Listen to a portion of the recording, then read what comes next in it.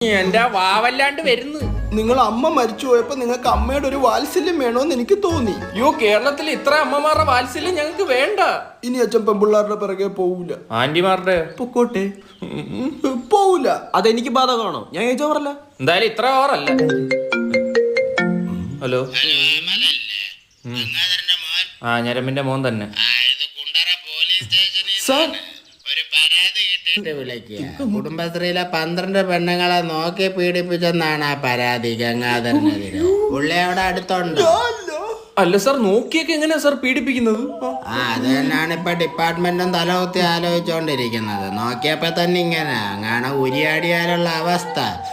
എന്തായാലും ആ മഹാനെ ഒരുക്കി നിർത്തിയരാം. നമ്മള് വെള്ളി വിലങ്ങുമായിട്ട് വൈകിട്ട് അങ്ങോട്ട് വരാം സാർ.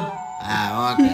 വെള്ളി വിലങ്ങുന്നു. ഇല്ല, സ്വർണ്ണ വിലങ്ങ് വെച്ച് തരും. ഗംഗാധരൻ കാമനോട്ടം, ആ കാമനോട്ടം. പോടാ തൊട്ടി ചാടി.